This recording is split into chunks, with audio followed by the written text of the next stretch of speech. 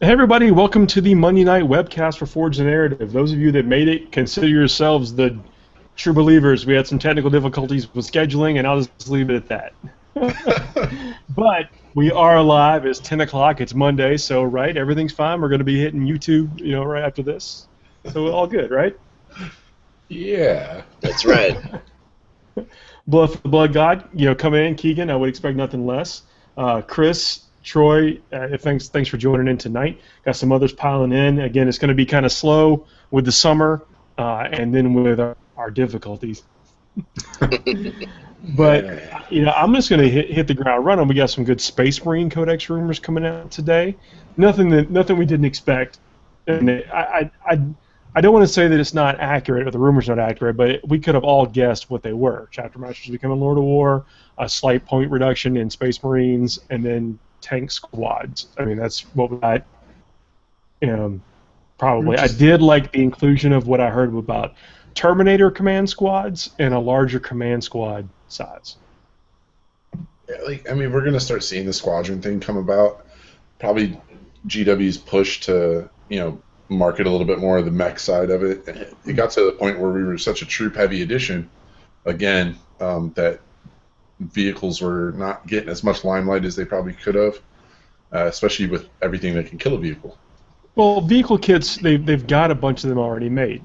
And especially if it's a Rhino upgrade or a Land Raider upgrade, it's not too much for them to invest into a single sprue to upgrade these kits like they just did with the Knights. And I don't know that if a squad of Whirlwinds are good or not, but it's a lot more attractive. No. It's a lot more attractive than a single Whirlwind. Yeah. Well, I'll tell you what, the only thing that would make me upset about that happening is the fact that they just did my Blood Angels Codex, and there's no tank squadrons in there. We were the Predator kings before Predators had kings. Yeah, I agree with you. I want some we love. Might run into a situation to where, like, let's say if the Whirlwind was 60 points and you could swap them, then it's more appealing to me. And if that follows suit with like Forge World Whirlwinds, those Relic Whirlwinds, and we're going to see chapter tactics take a change. All those talks about the White Scars getting their own supplement, we're probably going to, everything that was going to be that supplement is probably just the new Marine decks. Yeah. I don't know, if they do it Eldar justice, that book was really good, really pretty aesthetically, really good competitively. Introduce maybe some kits. The book is great. It's a good looking book. I don't know if I haven't read through it yet to know that if I want to keep it like after it gets replaced. I don't know, but I would pause to consider it way more than I would any of the previous books that have been out recently. Yeah, that's we're in the golden age, man. Kind of strap yourself in and hang on for the ride because we're just going to get stuff thrown at us and it's all good. I got to play my Eldar over the weekend, testing for the ATC. Those missions, ATC's coming up in a couple of months.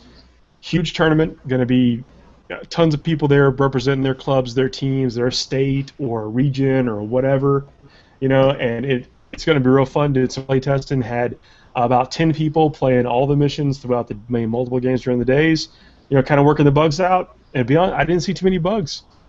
I mean, as far as like playability goes. Or Tyranids. Yeah, I've played them quite a bit lately, testing them out. My biggest thing to the listeners and everybody, if you're listening now or later, play the missions a lot. I struggled with them at first. I didn't change my list at all. I just kept hammering it out, and I eventually figured it out. I figured out how this mission works the best with how my army can play it. Well, there's a lot of things that work there. I mean, there is what your position on your team is. What do they need your list to do as far as the team goes? How does your list complete throughout the course of the whole tournament? All the objectives and all the different missions, and just going at it with what your normal tournament list is. It might not work with the setup of the restrictions for the tournament, for like list composition, and it might not play well to the individual mission concepts. And it takes some tinkering. And if you don't feel like changing your army, that's fine. But you do want to play them to figure out where your strengths and your weaknesses are. Well, I was playing more of a defensive role where I'm not too good at capitalizing on maxing points. That's still a thing that I'm working on. I do really well in tournament settings, but I still need to step up and get to that next level of play. So I built a list of a denial list, basically. I got that thing where you're going to have a hard time killing me. I'm going to be killing you, and I'm going to try to deny you as many points as I can, and while I maximize how many I can get. And that's a thing. It's a strong position on the team. That's a teamwork position. Yep. So that's how I tested the missions, and it took time, but just play the missions, guys. Play them. The guy I played against really live them. Had 14 drop pods, and he needs doesn't more drop pods. He doesn't call himself an excellent tournament player, but he built a list that is very functional in that environment. And I'm playing Eldar, and I've got a Seer Council, the Seer Council formation, and I rolled all the sweep powers. I rolled Invisibility, I rolled Fortune, I rolled Protect, I rolled the Fearless. I mean, you name it, I got it. Conceal, I got everything. And I got a Wraith Knight, got some Warp Spiders, which I want to talk about Warp Spiders here in a minute because they're really strong still. They mean business. Yeah, and he looked at the mission. He said, "This is a kill point mission. It is one of the objectives is the relic, and the other is progressive objectives." He looked at the number of units that I have. He said, "I'm going to beat you on progressive, and you're probably going to beat me on kill points and the relic, and so I'm going to max out the progressives and get all the points I possibly can for my team." And the end of the game, I got 22 points and he got 12. Now you look at it as a loss, but he just got 10 points for his team playing against a very solid list. Yeah, and that's with how the pairings go. That's going to happen. There's that. Sometimes you got to be that speed bump, and your main role is get as many points as you can. Try not to let him max you out, and do that for us. You're probably going to lose, but you look at the big scheme of things, and even in a loss, you just want to grab points. You want to figure out where you can compete. Yeah. Like he didn't try to hide his units from me. He committed all of his units to try to getting all the objective points, so locking up that 10 points. And he did it. And there was nothing I could do to stop him. I mean, my little weak jet bike units could do nothing even against 5 dudes with bolters and a melta gun. Coming down into some pods. I mean, they just wilt to that kind of stuff, for the most part. And when he's committing 2 and 3 squads to each jet bike unit, they're not going to live. But he realized that. I knew that. And then my Seer Council, I had Baharoth also, who's really good. But I'm doing all the work I can, but I'm only killing so many things a turn. And he's got 30 threats on the table by round 3.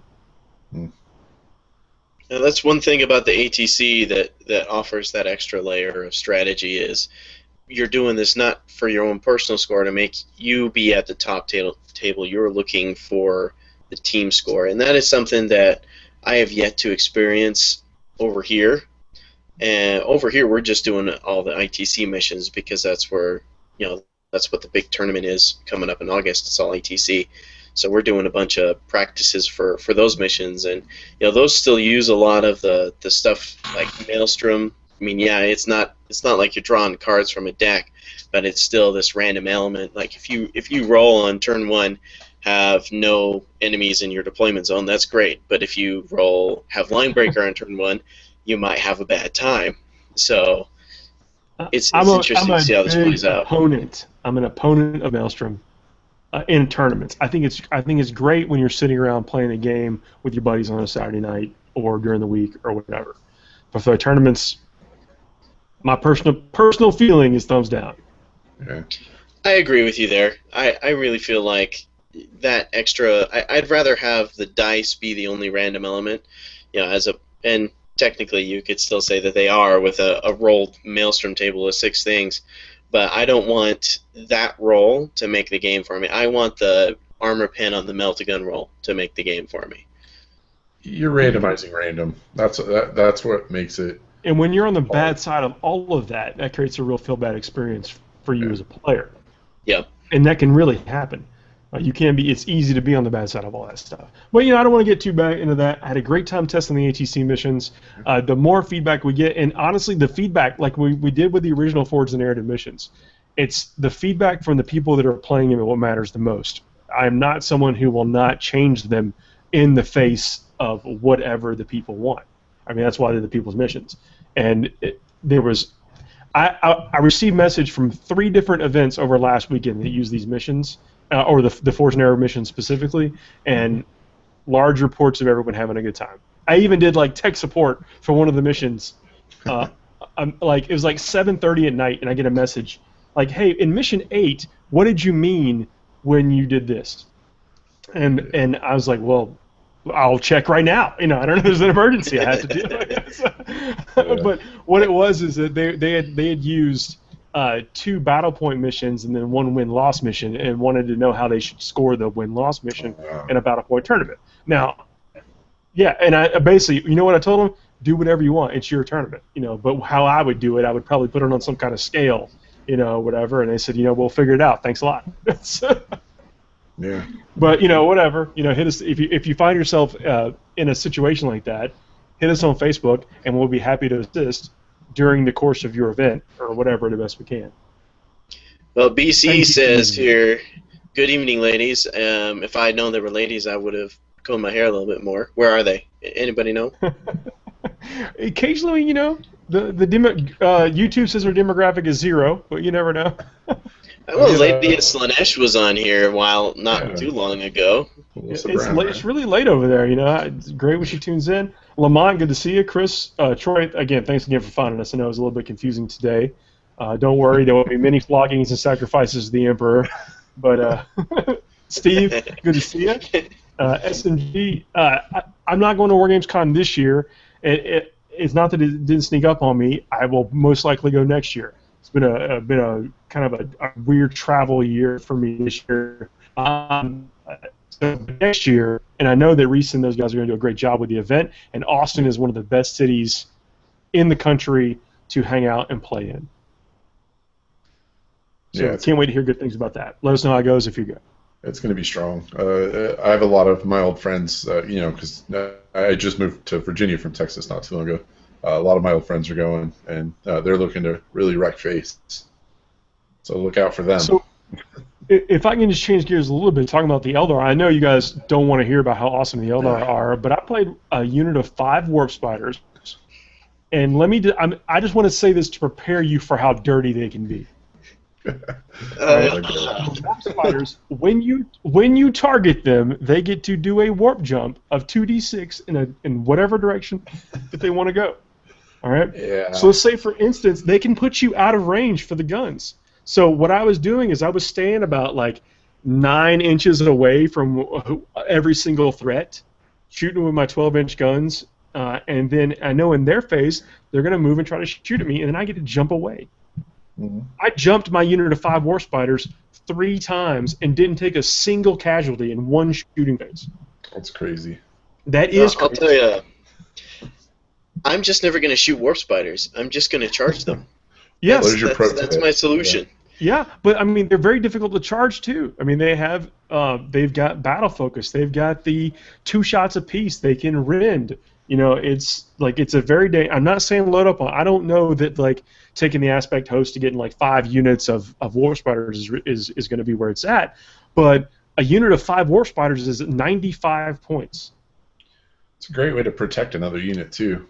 Use them as a screen. I think Alan was talking about that on the last podcast. Have them in front of something that's important, and make them have to get shot, and then jump them out of the way, and then it's kind of a cool tactic. I like it. I hope to see it. 40K Sue chimed in. Thank you very much. Ladies are here. There you go. Yes. Ladies who watch the show, thank you so much. Yep. Bill saying he ordered his Book 5 Tempest today, and yeah, that thing looks awesome. Yeah. I have that in my checkout box right now, actually. So much good stuff in there. There's going to be so many things that are just amazing. How awesome is that series? Yeah. Yeah, I'm just waiting for someone to create the meme Samus is here, and then have the Nintendo Samus, and just be like, "Oops, sprung Samus." Yeah. Yeah, the Ultramarines are looking like they're getting a little love in that book. Some of the kits are coming out, so that's going to be nice just to see them. They're the poster boy, so they deserve it. They deserve some good looks. They look better now than they have in 40K. I'll say that for sure. Hey, John Lamp, man, thanks for tuning in from down under. Lord Baylock, yeah, man, I understand you. Thanks for going through all those motions to get in. Can't apologize enough to people that are coming in late. You know, it's one of those things, but hey, thank you, and we're going to do this no matter what. It'll be better next week. Kelly Casey, they got an ATC tournament coming up at the end of the month for fantasy, and he signed up with his group, man. That's cool, man. Representing that fantasy. I don't know what you guys are playing now. You trying to do end time stuff, or is it just like the previous edition, or what? Oh, speaking of end times, quick plug real quick. I was looking to buy the 5 books, right? Wanting to know what the story's like and all the stuff that I've missed. If you go onto the digital thing through iTunes or Android, whatever, you can buy just the 5 novels for $59.99, I believe, and that's basically buy 4 get 1 free. So you're getting the fifth book free in essence. And if you just want the story and just the fluff, that's a good way to get it. So look that up if that's something you're into. That's pretty cool. Man. Those stories are great. Like if you've been following fantasy or even casually for the last 20 years or so, all the characters that you might know about get some kind of spotlight. Like most of them die. Spoiler alert, most of them get killed. But the way they do it, it does tie things up pretty well. And it's interesting. You can really see how many authors the Games Workshop had working on that kind of stuff because you can if you read it all back to back to back, you'll notice some weirdness in it. Characters appear where they shouldn't be in future books. I'll just say that. Yeah. But whatever, it's still neat. I read them all. I read all the stories. Yeah. So something to look into. So Cole Mechanicus. All over. Cole Mechanicus is not even. Do you believe it's not even here yet? We've known about these units for so long, and they're not even here. Yeah, I was so mad. Saturday, I'm pumped. I'm getting ready to drive to the G-Dub store, and I'm like, yeah, man, I'm about to get my pre-order on. It was like 1:04. I checked my email, and I look it up, and it's just the dudes on the tracks. I was like, no! No, I am definitely getting some of those because I want those grav cannons in my Blood Angel drop pod landing right next to it at night. They're going to be perfect companions for the Flesh Terrors Assault Force, and Company of the Great Wolf too. They work in. Anything that gets those quick access to pods.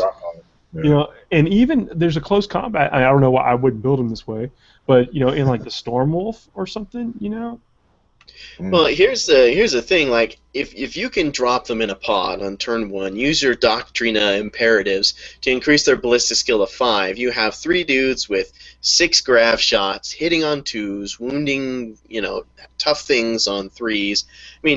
That's going to do some real work, and it's like 150, 165 point unit. Yeah, they've got 4+ armor saves, but you're throwing them away. But it's worth it if you can kill that 200, 300 point model. Think of putting the Exclusivity Assassin in this army. All right, what you've been describing is a bunch of cheap units.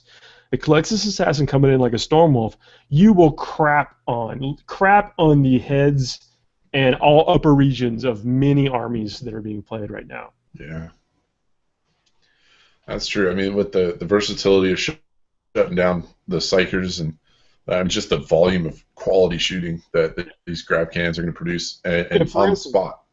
That dude that I played with the 14 drop pods, he could just immediately sprinkle in some AdMech into that army. Because 14 that unit of 3 grav cannons or whatever is the same cost as like a assault squad kitted out with 3 Meltas, or 4 Meltas. I would much rather have those dudes coming down with 6-shot grav cannons. And bravo to that guy, man. 14 drop pods. I put together 6, and I was like ready to just rip my face off. He had them all. He glued. I felt kind of funny. I'm trying to see if the door's open. He's like, I glued them shut, and I just pried one down. Oh no! Yeah. It was paint on the inside too. I was like, why did you glue it? And he glued it shut? Yeah, no way! It's for ease. Yeah. He did not play them.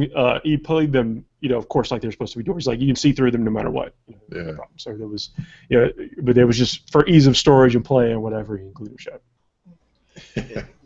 Speaking of some of the Forge World Mechanicus new stuff, Dan Yen is here talking about that Chaos Knight that looks like a Lord of Skulls doing the moonwalk. You guys seen that? Yeah, I What are think you that is thinking? in direct response to many, many conversions that are out there, and bless them for paying attention and doing that. I mean, not that the model doesn't beg for that, but we all knew that Chaos Knights were coming. It's a beautiful thing they're finally here. Yeah. Oh, there's the other one that looks like the current Imperial Knight too, just a little chaosed up. So some of those bigger panels are being replaced. So it's looking like there might be two variants. I don't know, more to follow, I suppose. But I mean, they all look cool. And then that Great Unclean one kind of looking dude. Yeah, what It's is got that? Somebody chimed in on our Facebook and said that it might be the demon that came about in like the second Horus book that felled Horus or gave the guy the sword or whatever. Oh, starts I with know the which F. one you're talking about. It's Dude. the dude that was the trusted general or whatever, and then he ended up turning traitor and got possessed by Nurgle and has what is that called? Yeah, Oh, it's that's gonna the bug one. me. We'll figure it out. That guy. We're getting corrected so that the Cataphren don't have the Doctrina Imperatives. Yeah, I was going to mention that. We don't know if they have them yet. We know Skitarii do, but we don't know if Colt. Yeah, and the Occult Mechanicus Skitarii might not get them. Like, we don't know if that's something that's specific to that book or not. That would be very interesting to see. Oh, well, then you just put a librarian in there, like the cheapest librarian you can find, and prescience the crap out of that. Yeah, but I mean, just how nice is it going to be to have all these Mechanicus and Imperium? I said the game really wants us to play with 8 different Imperium codexes in one army, and I'm happy to do it. I do have a addiction for drop pods, so drop pods look cool in the Fable. I want about 8 more drop pods, but I don't want to build or paint any of them. That's like the one model that I just don't want to. I don't want to. I did the one and I was done. I was like, I see you saying that he's playing some orcs right now and hopes to get lucky like Jama Pants. Yeah, Alan's a great player. He's one of the best right now. So if you can mimic any of his strategy or tactics and army list, you're on the right track. Dude's got it going on right now. Yeah. Chris Gardner coming to the rescue. Yugen Temba, Imperial Commander, who had the anathema, however you want to pronounce that. Yeah. Did he spawn out? If that might be him. I don't know. I'm buying that model. I don't care what it is. Yeah. It could be Jimmy, the aggravated Nurgle spawn, Nurgle spawn or Nurgling, and I'm gonna buy it. Kind of reminds me of a mutated Skeksis. You know what I'm talking about? Yeah. Dark Crystal. Yeah. The Warlord Titan is going to, I mean, that thing, okay. Now, how interesting is it if you're actually looking to start a 3,000 point army, this might be the most cost-effective way to do it. That's true. I want one. I really do want one, and I will probably never be able to afford or justify getting one. Maybe I'll sell my car. Who knows? Yeah, I'm not a real fan of the shoulder pads on that thing. No, I don't like it. but it's still. I think it looks good. I don't want to say it doesn't look good because it looks good. Yeah, this is the rare occasion. I don't like it. I don't know. Hey, to each their own, man. I mean, it's not like. I mean, let's be real. I'm never going to own one. I've mentioned this on the Facebook, but I've resigned myself to be forever envious of people that do. Yeah. And maybe I will. You never know. But I want one. I know that the next pattern that's going to come out is going to look awesome. I'll probably come a lot closer to getting one of those Stormbirds or whatever. Yeah, I do want to get either a Thunderhawk or a Stormbird, something big and flyy to flush out my Air Force. Yeah. Yeah, and Forge World is just knocking it out of the park with books, with figures, everything. Speaking of Forge World figures, I'm going to show this off. I've been painting this thing right here. I've been weathering using AK Interactive, bunch of weathering stuff, and just basically beating the crap out of this thing with paints. And I'm only about halfway done, and I'm loving it. I mean, this thing is such a big it's got such a presence. Like, if you put it next to a Land Raider, the Land Raider looks like a Rhino. The best thing when you sent that first picture, when you did the base layer of like the rust blends and stuff, like instantly in my head, I was like, oh my god, like you need the heavy chipping fluid. Like, this is gonna be so cool if you use this, and then you're like, bam, there it is, and I was like, thank you. You can read my mind. I've only got the first layer. I like grime and the creases and stuff, man. I cannot wait to just continue to kick the crap out of this thing like it's just been sitting around for the last 15,000 years or so. Yeah, that thing's super fresh, man. I've learned that I'm very bad with that oxide, the Nihilus oxide. I don't know how to use it. Yeah. I put it on and I had to thumb it right back off. I'm like, nope. Yeah, I probably did like 30 layers when the Blight Knights came out for the end times. I bought a box and I was like, oh yeah, let me make some cool conversions with these, and I'm sitting there trying to oxide the crap out of everything, and I was like, oh my god, I'm terrible at this. It doesn't go on the same way. Now you got to learn every one. You got to learn how to use all the different technical paints, and they're great. They actually do what they say they're going to do. Mm-hmm. Like for instance, on the tracks, I went Typhus Corrosion, then I went back in with AK Track Grime. So I've got like some texture and then more actual grime and texture, and then I'm actually going to go back again with some pigments for mud. I'm going to put it on with matte medium because it helps it stick. And what I've found out is I can put a layer of basically a thin layer of satin varnish over every step. When I do make a mistake, I can just give it nope and wipe it right back off, and then and then go on with something else. Lord Balak's got a point here. He's saying, actually, no, it doesn't call for that, and I'm not sure what specifically he's referencing there. I find this tendency in play disturbing. Every army has weaknesses, and with these open army lists, you can simply avoid any weak units and go with every big hard toy there is. But, I mean, I agree with that. At the same time, there are some people in some armies that don't have the big hard toy, and so this is how you plug in a unit that you can make work and keep your army relevant, is for lack of a better term.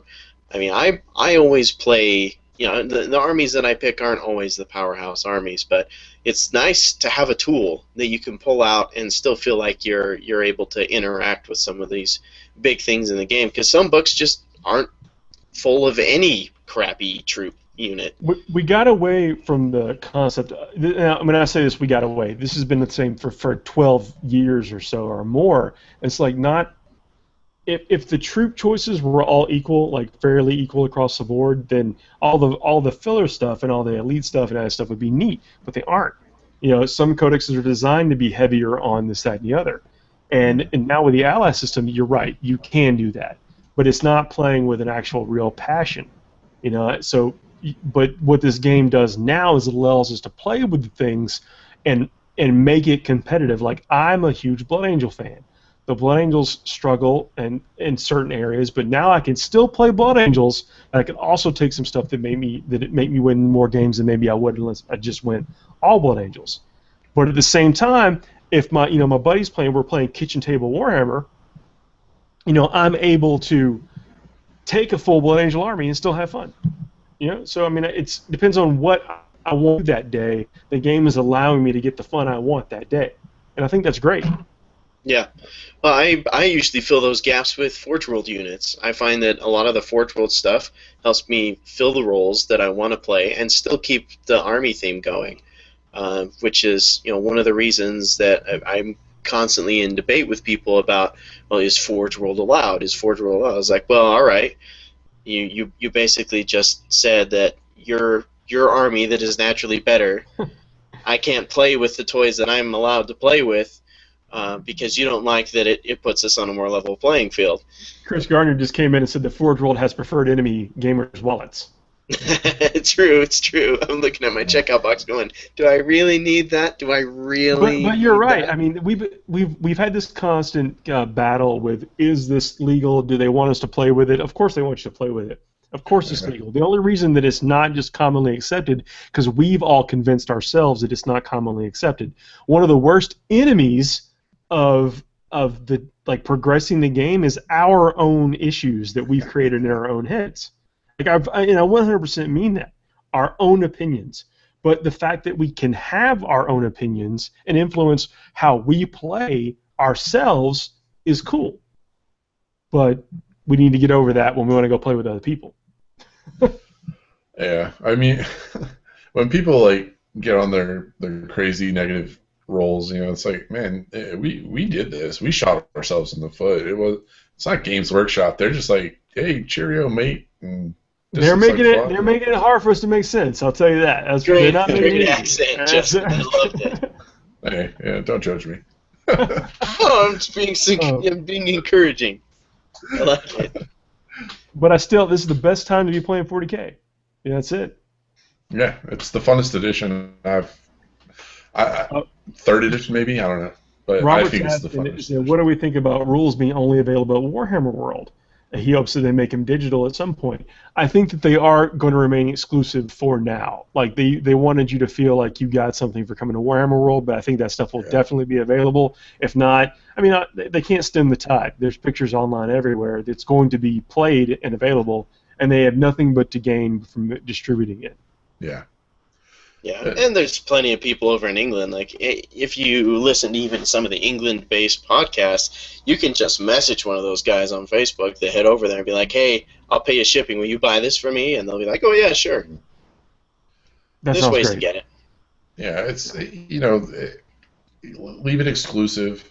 It gives it an exclusive feel. It makes you feel better about it. Well, I think they should have exclusive models at Warhammer World. When I went to Warhammer World, a few years ago, I was disappointed they didn't have exclusive models. I went over there, I was like, I'd like to buy something exclusive. They said, we don't have anything. Like, well, this sucks. Spend on that and charge me $5 more. Yeah. But I did get to drink, pints of ale. I got to drink Brugman's brew and stuff. I mean, it was a good experience. I'm really glad I went. Yeah. But I wanted to buy something exclusive. I would have felt better about my trip if I bought something exclusive. So I completely am okay with that. As a collector, I don't want them to have anything I can't get. But as just a connoisseur of the rare, it is nice that they would have something. Rules should not be one of those things, though. No, rules should be widely accepted, yeah. Well, look at what they've done with some of the books, even, like Black Library. What was it, 3-4 years ago? The Mephiston Lord of Death book was an exclusive collector's edition, limited release, and then a couple years later, it's you can get it for $7. I paid $80 for mine. Oh man, I was so. You want to talk about being bent out of shape? I was very bent out of shape because I set my alarm to get up specifically to be the first guy that ordered that book, the first guy to order that book. I feel like if I probably wasn't the first, but I certainly wasn't the 700th or whatever that I got my number on my book. This is the only way that company has, like Black Library and Forge World have ever. This is the only way I'm describing now. The only way they've ever let me down is that they did not send you out numbered books based on the time that you ordered. They just had a big stack of books, and wherever you came up in shipping, they just grabbed a random book and sent you a random book. They did that with a collector's edition Blood Angels Codex too, because I'm pretty sure I was the very first one. You probably were. I may have been the third guy to order the Mephiston novel. Yep. I was sitting down in a place that only men go, and that's when I saw the link, and that's when I made the order on my phone with like 25% battery power. But I mean, I understand that it's a manpower issue, and I get it. The guy that I talked to explained it to me in a way that I totally rationalize and makes sense, except for the fact that I'm a collector, and I lived my life that day for that book, and I did not get the number one. But life goes on. Whatever. I'm glad I got it. I read it. It's awesome. First world problems. Yeah, right. So Forge World knocking it out of the park. Black Library knocking it out of the park. Cannot wait to see the next thing that comes out from all those guys. Horus Heresy taking a beeline to Earth.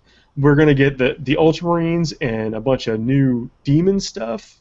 Yeah. What it looks like. We're going to get Titans. We're going to get that flyer. Hopefully they get a point reduction in the actual codex instead of the experimental rules. Man. There's an army list for militia. There's an army list for cultists, like specific army lists for both of those. Of course, there's the Warlord Titan. I'm expecting to see some awesome backstory on like the formation of the Ultramarines, because each one of those books has like this cool little story section where it has like notable battles of the Legion and the origination of the Legion, stuff that you don't get from just the 40K codex. I'm real interested, even though Ultramarines are probably one of my bottom 3 favorite legions. They painted them so well, they made me interested. Yeah, well, even just reading the Black Library novels about Calth and everything that happened there made me like Ultramarines a little bit more. I am a teeny tiny bit disappointed in the Gilliman model because I feel like if you painted him the same color as the marble, he would look just about right. As He's in, got a dopey face. he's a little statuesque. I like that though. I know he looks great. It's a great model. Oh, Bill's it's a got perfect bonus for him. a bigger reason to be bummed than I am. He said he got the Khorne Demonkin book and it came numbered 665. Oh, So I feel you. You're right. That's a bigger problem than I had. The feels. so close. Yeah. Kelly, Keegan actually beat you to that, man, with the Buff of the Blood God. I'm glad to see Khorne being represented, but he gets up really early in the morning to rage on. So let's talk about Armada real quick, completely changing gears. The ships for Wave 1 officially dropped. And they look cool. Mm-hmm. They're going to give so much more dynamics to the game, and people have been playing it, and it's fun. I need to see if those get in stock at my local store here. I'm very interested. Sorry, go ahead, Justin. Yeah. Well, the Imperial ships now, they have a chance. that's the biggest thing to take from this. Like, there's options now, and you got a shot now. Yeah, I think having another ship to be able to kind of get some outmaneuver, or not outmaneuver, to better maneuver against the rebels in organized play, it's going to be really good. I know that my local store got in the Wave 1 ships, and they sold a good chunk of them right as they got there. People are playing this game, and it is worth looking into. If you're on the fence, it's worth playing. Find the starter set cheap somewhere. Yeah. Dig up eBay, man. You can find something for like $55, $60. Get the starter set. You can look up the rules online for free, and you can use quarters and stuff. Yeah. Look at the rules. It's got that whole kind of I go you go sense to it. Which is interesting. It adds some dynamics, and the fact that you got to think well in advance of doing some of your turns, and there's a lot of strategy management. You can do a lot of management of your existing pieces on the table to make you feel like you're playing the game in every phase. You're not just sitting there going through the motions. Well, having some extra Imperial ships is really, I feel, going to make a difference because they're my favorite faction to play, even though I'm a rebel at heart. It's just a matter of you get your positioning just perfect, so you're really going to unleash a full frontal blast at this ship that you can finish off, but you also know that no matter what, your positioning doesn't matter because they can always just pick to move that ship out of your arc, and you're just like, ugh. Initiative is huge. Having the initiative is big. You're going to see people that intentionally sandbag the points in their army just to get initiative. Okay, guilty. I bought Armada. I know I was kind of going to be the X-Wing guy, but I did buy the starter set. I wanted to give it a fair shot. I do like it. It is a lot more. It's a thinking man's game, not a thinking man. Just play 2 or 3 Star Destroyers and just move. Yeah. I feel like 3 Star Destroyer is a good number. Yeah. You have to think. You have to be like anticipating what they're going to do too. So it's really a fun game. It's got a lot of good dynamic. I'm not going to invest as heavily into Armada as I did with X-Wing. X-Wing's just. It needs a points increase for tournament play. Well, thankfully for Armada, it's early in the game. Like X-Wing, you could see, like, okay, I'm gonna get a little of this, I'm gonna get a little of that, I'm gonna get a little of this, I'm gonna get this ship from Wave 1, 2 of these ships. We're Wave 7 in X-Wing. You have a lot to choose from. With Armada, you could buy the starter set, and I've been playing it for the last month and having a good time with it. Yeah, it's made me want the new ships, and so my next $50 of hobby budget, whenever I find that, is probably going to go to Armada because I'm excited. Now, and I'm not going to say it. I will be getting some Cult Mechanicus figures, and I will be getting, but that book needs to drop. If they stagger that stuff to where they're competing for my dollar a little bit, then I choose. Yeah. Yeah, and then to touch on X-Wing a little bit too, I've been playing the crap out of it, loving it. I mean, it's a really fun game. And then because I'm not good at segues, because Not good. Well, Chandler's asking us, so what big ship are you looking forward to in Armada? You know, I really want the big Mon Calamari cruiser, and I would really like to see one of the super Star Destroyers. Now, I know we're probably a long time off from that kind of stuff. Now, I'm not really familiar with some of the larger ships from the expanded stuff. But I would really like to be able to recreate the battle that happened outside of the Death Star in Return of the Jedi. I want a Death Star. I'll give you $700. I want a Death Star. I would have a lot of joy being able to recreate that battle over Endor. Yeah. Well, if they make the Death Star, they'll probably just make a mat with the Death Star painted on it. They've got it. That's one of the mats you can get for Fantasy Flight. No, I don't want it. I'm going to plug right now. That mat, durability-wise, is not as good as the Frontline Gaming mat. Yep. It's very clear that Fantasy Flight made the decision to go with lighter mats for easier shipping and distribution worldwide. They're gonna get the mass market. That stuff's gonna be sold in Target or whatever, you know. Yeah. But if you want to be rough on your stuff, like I'm rough. I'm actually a little rough on my stuff. The Frontline Gaming mat is the one you want to get, and I'm not going to want to fight every battle over the Death Star. I own a Fantasy Flight mat. I've been able to do a side-by-side comparison. Yeah. And I like both my purchases. I'm happy that I bought both of them. But as far as like ruggedness and durability-wise, the Frontline Gaming mat, and the Frontline Table War Gaming mat wins hands down. Yeah, they look aesthetically, they look amazing side by side, and they both are equal in that. But when you just hold them, you can tell. Like you're talking holding like I don't even know what to compare it, but just something like it's the Table War mat is thicker. Yeah, it's way thicker than a normal mouse pad. Yeah, and then the ones that I have. Right, and the Fantasy Flight mat is thinner. The art on them is great, but what I've found is that my Fantasy Flight mat came with a slight crease in it, and it's going to take a long time for that crease to go out. Now, it did not alter my gameplay at all. I felt no different playing the game.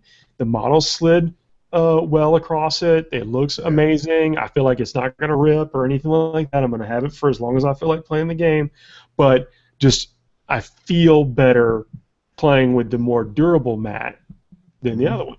And traveling with it, because, you know, like you said, with the traveling, taking it in and out of your car, moving it around, do whatever you got to do. You're going to ting it, you're going to ding it. And with what Reese and Doug and them, the thought that they put behind it, I'm glad that they went with this slightly more expensive model, because these things are going to last us way longer. Yeah, it's a good time. So if you're like really on the fence and you don't care, like the things that I'm mentioning to you don't sway you one way or the other, then get whatever one has the best product that you like and go with that. But if you're rough on your stuff like me, like I'm not kidding, I have a mat laying right here on the floor next to me. I won't turn the camera over there, but I know that when I go and take it out to play with it, it's going to be like it's not been piled up on the floor for, for the 3 weeks or whatever it's been sitting here. It's just I want to cut in real fast here, Paul.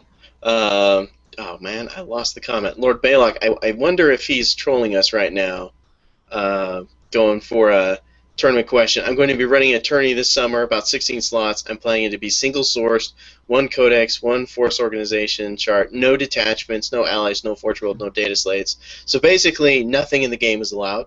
So hey, I hope you're using the 4th edition rulebook. That's all I'm saying. Yes. Like, I mean, but everything's in data slate. Let's be honest, though, and this is how I absolutely really feel, is that if you're running the tournament, whatever you want, it's your time, it's your effort. You're assuming all the risk, and as long as you publish that, and that's what your environment wants to play, go for it. Okay. But the game now does lend itself to using multiple things, and I like using them. I like having this kind of, I liked playing with the Seer Council. I felt like the Seer Council was as strong as it needed to be, and I know I know what I gave up doing. I gave up taking some more objective secured units or whatever. Like I was comfortable with the trade-off. I like being able to blend in Harlequins with the Eldar. I love being able to blend Inquisition, Marines, and AdMech, and whatever else all together. That's very fluffy. I hate taking 5 books to a game store to play with, but I love building lists that require me to take 5 books. That's why I invested into this tablet, because this is lighter than 5 codexes, and this fits in my pocket. That's true. One thing, though, I mean, only can I not read. If he wants to pull off a tournament like this, I would just be very careful with the wording, because if you want to do a single detachment tournament, that's how you need to say it. Because if you say no detachment, well, guess what? Combined arms detachment is the base detachment that's in the main rulebook. You say no detachments, that's that. Like, it's you have to be very careful with how you word things nowadays, because there is no force organization chart. Force organization chart is basically a detachment, and a detachment can come from any number of sources. So all you have to do, if you're going to do it that way, and there's nothing wrong with you playing it that way if the people want to play it in your area. Just to repeat what Paul said, I don't want you to feel like I'm coming down on you or anything. Just you need to be clear, because every unit. Chris. Like, he's purely trolling. Yeah. But it's a good point, so it's worth talking about. Yeah. Yep. But yeah, that's in the event he was being serious. That's just the kind of thing that you have to think about now, because we joke about it. We joke about him trolling us, but I've had this conversation with somebody before. Well, no data sites. I was like, all right, so my entire codex is invalid? Like, my entire codex is just a collection. You can't play of orcs, sites. that's for sure. You can't play orcs. Can't play space rules. I've been outlawed. Well, I mean, if you're going to hold an event, and if you can play that style of a thing, and you're going to have successful turnouts, dude, by all means, dude, just do it. You know what I'm saying? If 16 people are going to show up with a restricted type format that fits that 16 people's needs and wants, who are we to say anything? We posted kind of like an informal poll up on the Facebook recently about trying to standardize types of tournaments. So when I say it, I'm going to run a Type 7 tournament, you would know exactly what I'm talking about. You can reference the chart, you've got it memorized or whatever. You don't have to go through, well, it's this, that, and the other. Well, it's Type 1, but it's missing this. And, it's like there would be a type for whatever tournament style are more commonly accepted. Type 7 could be single detachment, no allies, single codex, whatever. That's my jam. I like that you brought that up, because I had a really good discussion with a bunch of the guys locally when I shared that post to the local Facebook page. I think we ended with over 100 comments on that, and it's something that got people talking and got people thinking about it, and there were all sorts of opinions all across the board. And as we saw on our own page, there are Type 1 players, there are Type 2 players, and there are Type 3 players. And you know what? None of those 3 ways is the wrong way to play 40K. But as long as you're a Type 2 player playing with other Type 2 players, then everybody's happy. The expectation is the same across the board. I really like this idea. I just really want to propagate this as much as possible, and I want people to weigh in on what. And I think 3 types really is probably the most that you want to do on a comprehensive, nationwide, international scale, like or whatever. We could put everything into those 3 different types, and that'd be enough. I really think that. Yeah, this is a way that we really need to go, and I have my soapbox about it, and it basically just consists of, we have decided that this is the way we want to play 40K. We play it competitively. I play narratively too, but I enjoy the tournament scene because I like that it brings lots of different people together, and as long as the expectation is the same between all the players, the fun is going to be enhanced. And we are the ones that decided that we wanted to do it this way. As players, we decided we wanted to do competitive play. So let's pick up the ball and let's get moving with it. Let's do something with it. Completely agree. Kelly K's, to jump back, I'm sorry I missed this when it first came up. He said he wants to get some video of the fantasy side. That'd be awesome, man. We know that we got plenty of people still interested in fantasy, and we don't talk about it enough. But yes, if you can capture some of that stuff, some rundowns of the games, be happy to post it up either on the Facebook or the YouTube page and get that stuff out there, because people are still playing that game, and it's important to get that out there. Same with any Lord of the Rings players too. Nobody plays that game. See more of you. Hey, I play that game. I play that game. I do. Nobody else plays that game. I'm just kidding. Yeah, that'd be cool. All 3 Joe of Ash you is that play Lord of the asking Rings. for the Knight Codex, we talked about that a lot on the podcast. So if you haven't gotten episode 96, then hit that episode up because we talk a lot about the formations on that podcast, and there's some good ones in there. Yeah. It's subtle, and you have to. It's more strategy based and list based than say Adamantium Lance is, and Adamantium Lance is ultimately like stronger on its own. But a couple of the other formations in that Knight book you can make better if you plan on it. Like you have to build towards it to make it better. Yeah. Yeah, it's a great podcast. I've listened to it like 4 times now, and I was on it. Hey. So yeah, it's a great one though. Alan Pajama Pants was on there, so if you haven't checked it out yet, definitely listen to it. It's probably one of the better ones we've done. Yeah, and a lot of good tech in that one. You know, and as we get these new releases, we're going to be doing more of those. Just getting a lot of actual army lists back out rolling again. I mean, I build army lists all the time, and I for some reason have kind of gotten out of the habit of posting them, but I will start posting more of them because it's nice to hear like you build. You know, even if somebody doesn't like the whole list, I never expect anyone to like the whole list. I never expect anybody to play any of the lists, but you might find something in there you might not have already thought of to start working into your games. Yeah, think about different tech combos. What your book has similar to that, and how you can try to mimic it but differentiate it to maximize how you it plays gotta out play to your your own army. style. You know, it's like you got to find your way to play and what makes you feel the best. And so playing the way that somebody else plays or taking the same thing somebody else does might not be it, but you might find something that matters to you. Well, I'm not saying don't net list. It could be exactly what you want to play. Well, that's true. I'm just saying that like be open to that different stuff and finding something that works for you and playing something you really care about. You're going to be spending hours putting your figures together and hours painting them. You know, like do something you want to play. Like this Trios conveyor that I'm painting. I don't have I don't have any other Forge World models at this point that go with the AdMech army. I just wanted to get this and paint it, and I figure if I did a good job, I would get some Thalax to go in it. They look great, man. I mean, you're knocking that out. So next time, you know, but I'm gonna figure out a way to get it in some list and play with it. Mm-hmm. Might be Unbound coming at you. I'm gonna put yeah, can we change Lysander. What if all chapter masters go to Lords of War? Lysander's not a chapter master; he's a captain.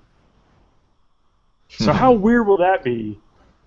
Of Lysander just being a regular old dude, and stock chapter master in power armor as a Lord of War. What about Lysander is normal at all?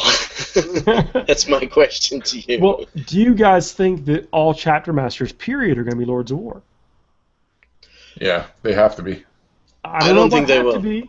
There's lots of successor chapters out there that might not be, you know, Lord of War, not be Gabriel Seth status, but Gabriel Seth is a Lord of War. Oh man.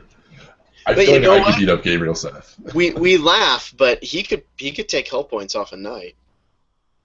Yeah. Okay. Gabriel Seth, for his points, there can be a case made for him.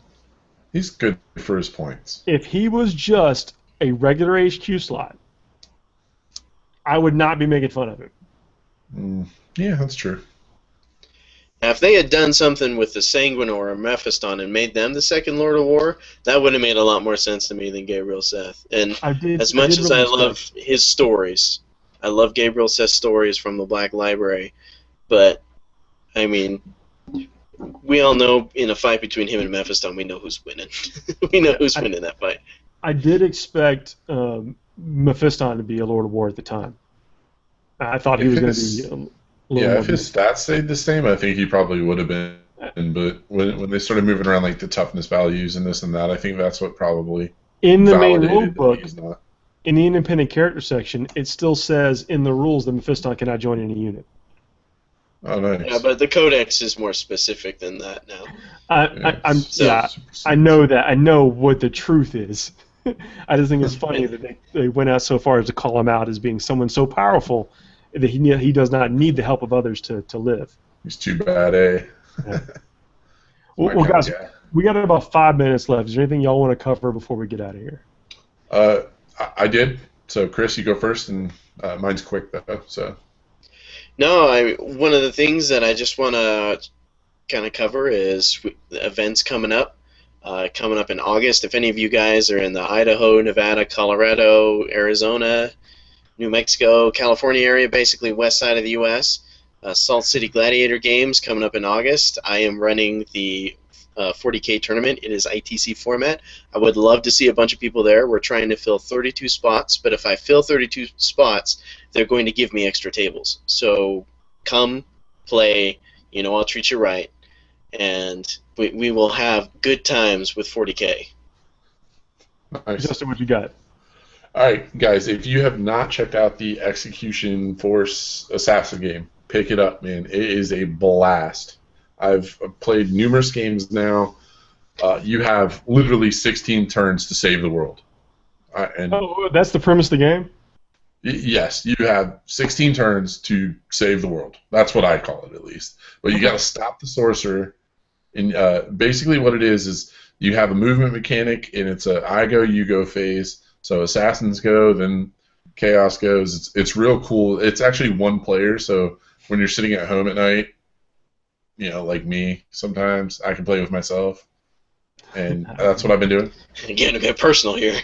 That's right. R-rated podcast. That's awesome. Yeah, but no, it's a great game. Up to 4 players. Awesome mechanics. Really fun. Doesn't take too long. Takes about an hour. It was a little rough at first, but we all know reading isn't there it is, right there. So, yeah, John, pick it up, man. I'm sorry I'm just getting to this question, but he said, do we think that the Space Marine, our codex being refreshed every 2 years is going to be the norm? I honestly don't think that's going to be the case going forward. I think once they get everything lined up with this edition, that they will start releasing things like the Blood Oath they just did, to where we'll get just formations and smaller updates instead of widespread codexes once everything's brought in line. But I might be wrong on that. I hope not. I mean, I love it, and it's great, but I'm switching careers because I need more money. You do got to make some choices, man. Yeah, it's cool. I can't keep up. Well, I shouldn't say I keep up with all. I get all the rules. I read all the rules. I love the models, and I paint. Now I've been painting what I want to paint. I have a bunch of models sitting around my hobby table, and I've just been grabbing stuff as I want it and painting that. I'm thankful that they came out with the Eldar, and I have all the Eldar models already, because most of them are painted. But Space Marines, also a good point. Who doesn't have a bunch of Space Marine parts laying around? So, when a new Space Marine army drops, you probably have a good percentage of the parts just already hanging out if you're a Marine player. Yeah, you should be pretty much ready to rock, yeah. Yeah, you can make Marines. I don't have any vanilla Marines. It's Spy's weakness. You can have Marine bits do almost anything, become almost anything. Mm-hmm. Yeah, even the Dark Vengeance kits, man. Yeah, with a little bit of scraping and stuff, man. You can get those cheap. You get $12. You get the whole 10-man squad. So. Yep. You don't have to be Dark Angels. We're at the top of the hour. We're going to go ahead, or bottom of the hour. I'm not sure which. I get confused which one I was supposed to say. But we're wrapping up. That's it. We got a bunch of stuff covered there. I really appreciate everyone searching for us today, like you had to get in. Had a real good turnout despite all that, and no, it means a lot. It means a lot. Justin, you tried your best. Next week. Sorry. We'll see. Guys, praise the Messiah. Tournament's coming up this weekend. Tournament's coming up next week. It's going to be great. Can't wait to hear about them. Kelly, can't wait to hear some of that fantasy battle reports that you got. Justin and Chris, happy birthday, Chris. It's Chris's birthday today. Oh, yeah. Oh, it snuck in. Yeah. Want to make sure to mention that before we get out of here. You guys have a good rest of y'all's night, and we'll see you for the podcast recorded later on this week. If you have not already, subscribe. I don't know where it is. Do it. Good night, everybody. There are buttons. Push all the buttons. Later, guys.